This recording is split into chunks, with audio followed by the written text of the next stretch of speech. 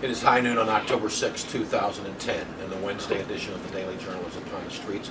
Mike Fry here with Colleen Loggins.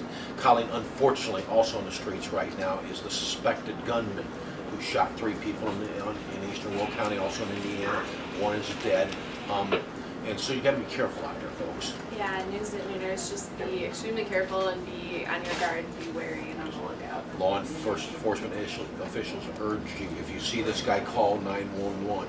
Don't approach him. Okay, there's a sketch out there, you get a general idea what he looks like. Don't approach him. Call the police. Let them take care of it. He's obviously dangerous. He's obviously armed. So let the police do their work. Don't try to do it for them.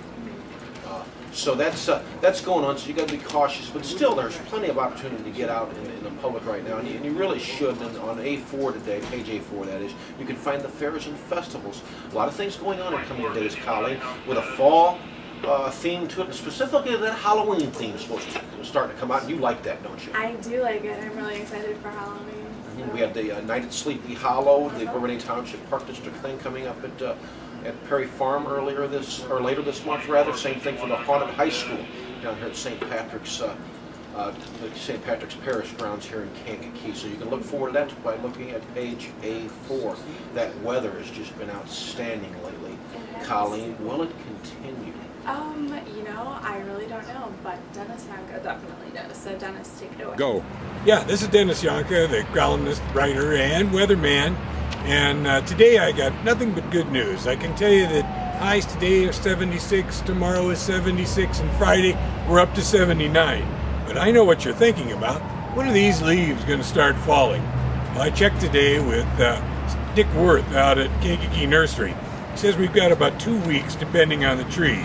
You've got ash trees, they'll start sooner. You got oak trees, it'll be a little later. And about the color, he says I have no idea. It depends on some conditions that are still to be determined. So let's look for some colorful fall weather, but it's going to be warm. Colleen, we're back, and so was in the newsroom yesterday. We're having a rather lively conversation, a lively debate about a certain subject. So I decided let's make it let's rank them for today. So are you ready? Here what we are ranking. Favorite ethnic foods. I'm not talking cheeseburger and fries, the all-American meal. I'm talking more ethnic foods. So we're going to do them 1 through 3 in ascending order. What's your third favorite type of ethnic food? I really love Thai food. I think it's delicious, and I think we need to have more Thai restaurants around here. Not a lot around here. No. All right, last time I ate Thai food, I was in Florida. See, there you go. We need to bring it to the Kankakee area. I also, number 2 would be Indian food. Love Indian food. It's delicious. Actually, one of the best meals I've ever had was in England at an Indian restaurant, and I think I spent about $6 to have 5 courses and a bottle of wine, and it was amazing. Wow. You can't do that well in Vegas. That's pretty good. There you go. But my number 1 would be, even though I'm not entirely sure I agree that it's ethnic food, I'd have to say it would be Mexican food. It's so good. Yes, it is. And I know what you said. You know, it really is blended in an Americana as the Hispanic population is purged. I remember right here in Kankakee in the area 30 years ago, it'd be hard to find a Mexican restaurant. Now there's dozens. Crazy. I mean, there's no shortage of them. And as Mexican food has become popular with the population overall, it's become popular with me too. So I'm going to rank it number 3. Do you like those chicken fajitas? Number 2, we're going Italian food. Always a long time favorite staple, veal parmesan. Now that's a meal right there. And number 1, and you're going to kind of raise an eyebrow and say that's not an ethnic food, but I believe it is, even though it's kind of based in America, and it's called various things. Southern food, soul food, some people would call it even redneck or hillbilly food, and I don't say that to be offensive. I'm from a hillbilly redneck roots, and I'm kind of proud of that, but I like the fried chicken, okay? The red beans and rice, the fried catfish, but a real favorite is ham and beans and cornbread. You put the ham hock down there, and you let that simmer for a better part of a day, and you serve it with cornbread.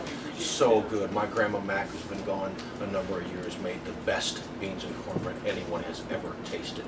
That does sound delicious. I will say I don't know if I necessarily agree that any of the foods on your list are really ethnic food because they're so prevalent in this country, and especially the southern one. I mean, that's from our country, but they are delicious.